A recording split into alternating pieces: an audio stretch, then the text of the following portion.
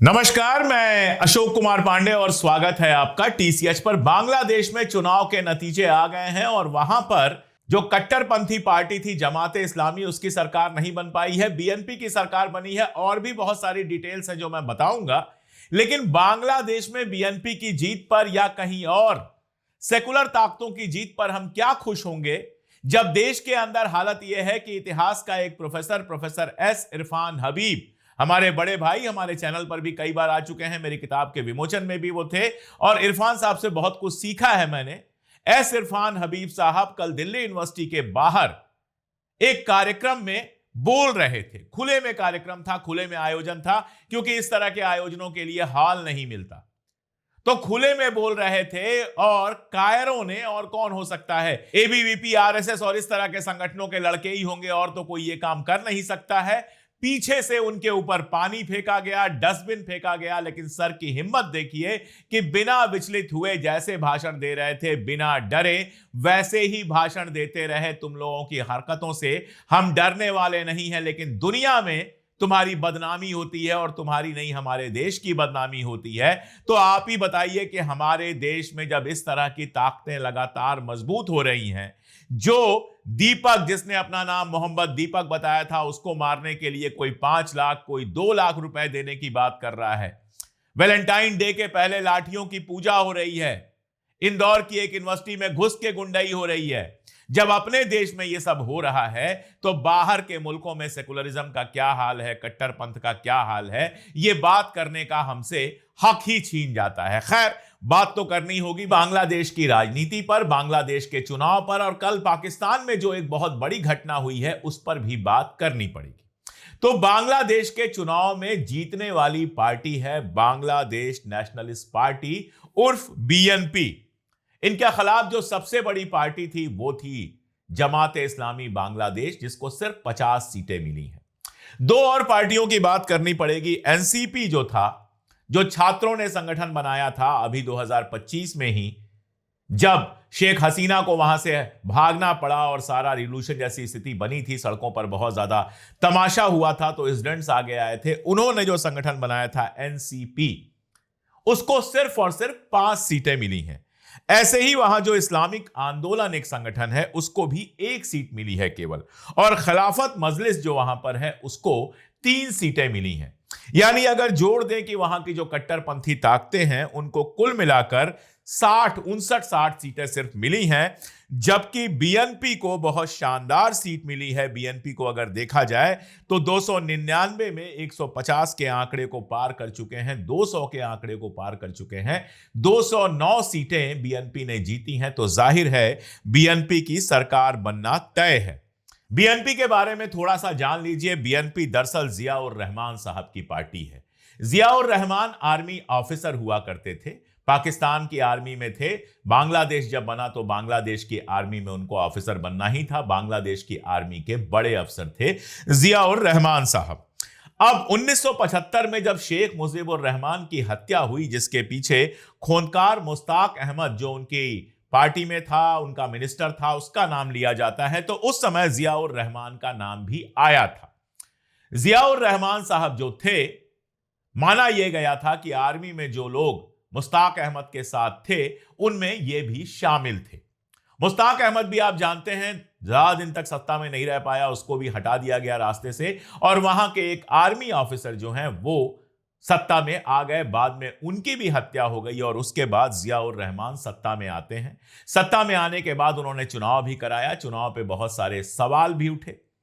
उनके समय में कहा जाता है बांग्लादेश में इस्लामाइजेशन का प्रोसेस तेज हुआ।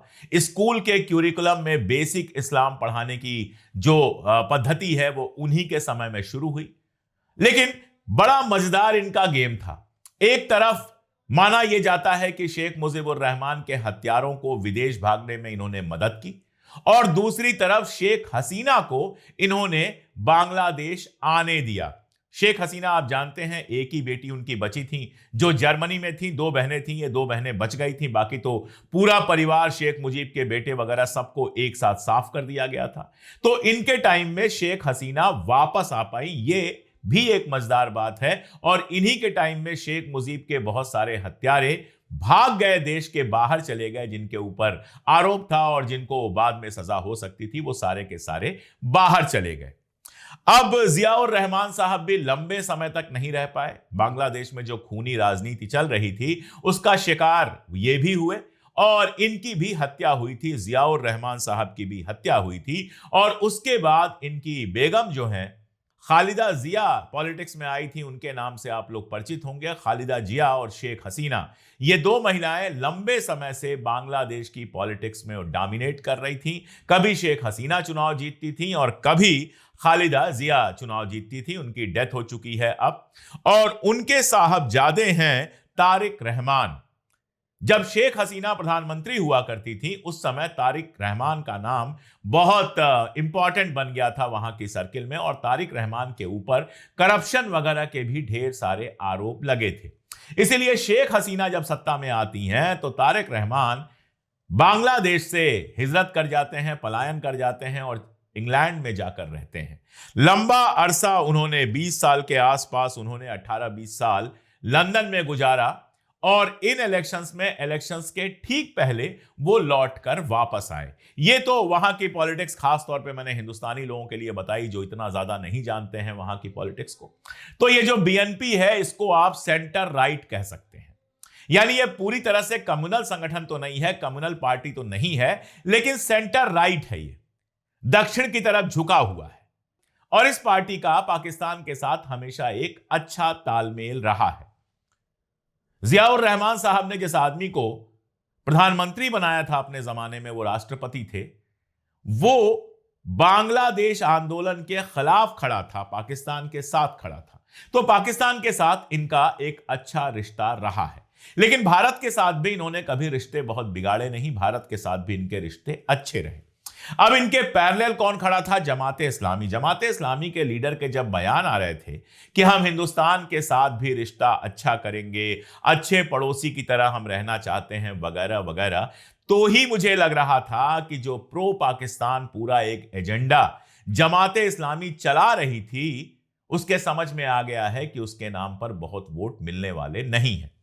यह बात भी मैंने पहले कही थी। बांग्लादेश से कई लोग आकर नीचे बहुत गरम गरम कमेंट उस समय करके गए थे, नाराज होके गए थे। यह बात मैंने कही थी कि बांग्लादेश के अंदर जमाते इस्लामी का कभी बहुत बड़ा बेस नहीं रहा।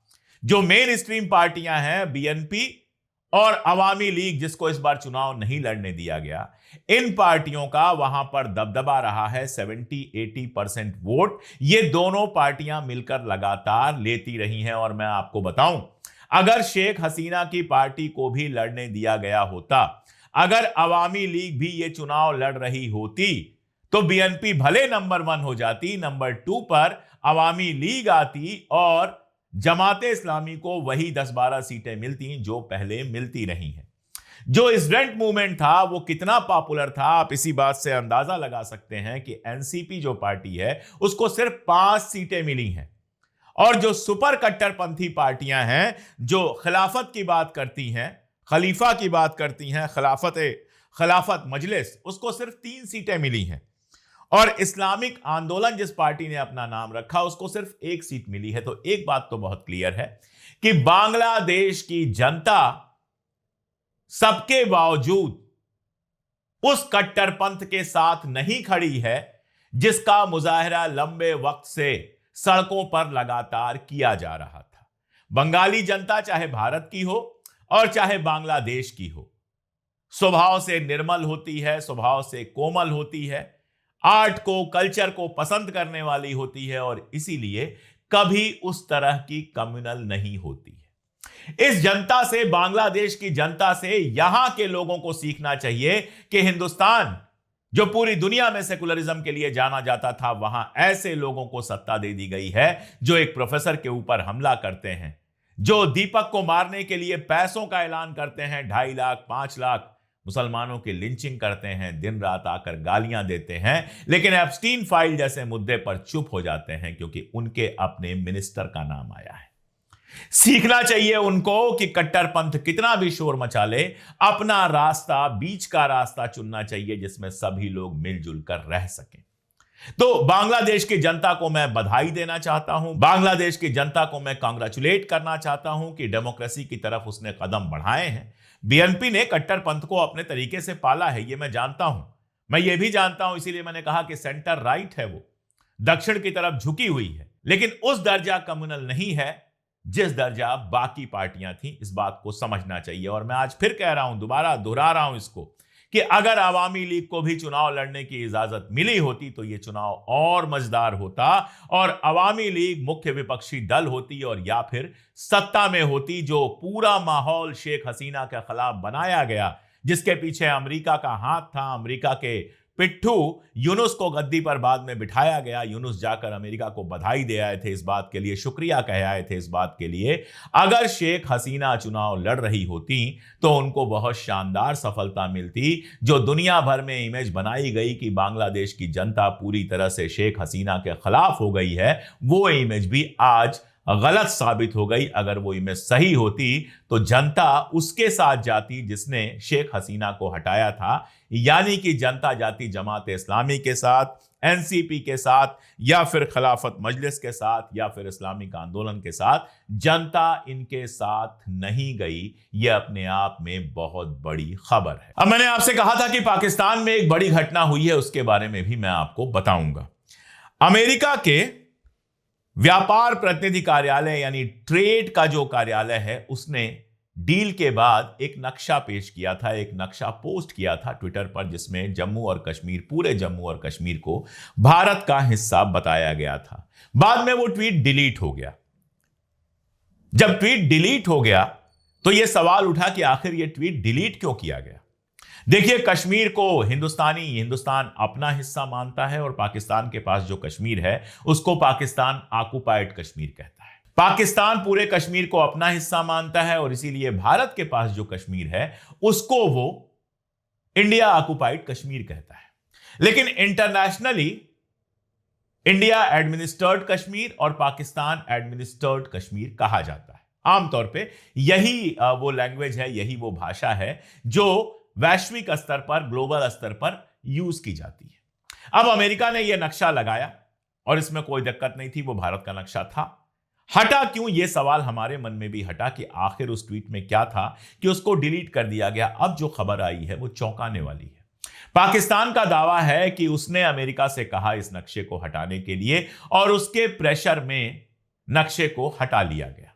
मुझे तुरंत राहुल गांधी की संसद में कही वो बात याद आई कि अगर ट्रंप पाकिस्तान के आर्मी चीफ को लंच पर बुलाते हैं तो हमारे लिए सोचने वाली बात है। Now, currently, General Munir, US General Michael Kurilla, head of their command structure, and generals from 4 Central Asian countries right now are having a conference on how to prevent terrorism. Right now. So while these people are running around telling the world that Pakistan has done terrorism, the United States is having lunch with the man and organizing and trying to figure out how he can help them fight terrorism. I mean, which planet is the foreign minister sitting on? Like, please come down. I don't know where you're, come down.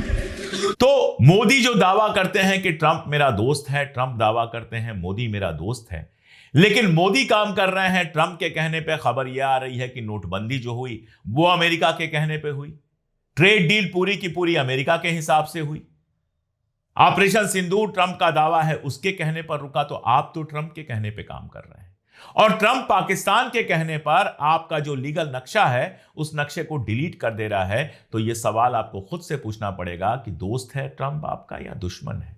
यह सवाल आपको खुद से पूछना पड़ेगा कि आखिर आपकी हैंडलिंग में कहां दिक्कत आ गई, कहां गड़बड़ हो गई कि पाकिस्तान का रुतबा आपके बराबर या आपसे ज्यादा हो रहा है। यह हंसी मजाक का वक्त नहीं है, यह चिंता का वक्त है। भारत सरकार दिन रात गोदी मीडिया और आईटी सेल के सहारे डंका बजवाने का जो प्रचार करती है उस पर तो मैं बोलता ही रहता हूं, लेकिन ये एक ऐसा इशू है जिस पर अभी तक कोई बयान ना आना आश्चर्यजनक है। और ये एक ऐसा इशू है जिसके बाद भारत सरकार को अपनी विदेश नीति पर दोबारा से गौर फरमाना चाहिए। नहीं फरमाएंगे, हम जानते हैं, हमारी बात वो कहाँ सुनते हैं, लेकिन आप तो हमारी बात सुनते हैं। और जैसी भी हमारी बात लगे कमेंट में जरूर बताइएगा। चैनल सब्सक्राइब ना किया हो तो सब्सक्राइब कर लीजिएगा। और एक अपील मैं कभी कभी करता हूं मेंबरशिप के लिए, आप हमारी फैमिली के, TCH फैमिली के मेंबर बन सकते हैं। स्क्रीन पर आपको एक QR कोड दिख रहा है, उसको स्कैन कर सकते हैं, या फिर जो पिन कमेंट है और डिस्क्रिप्शन है उसमें मेंबरशिप की लिंक है, आप सीधे उसको क्लिक करके हमारे मेंबर बन सकते हैं।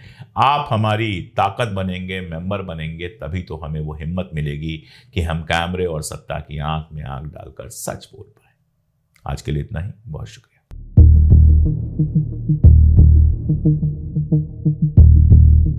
Thank you.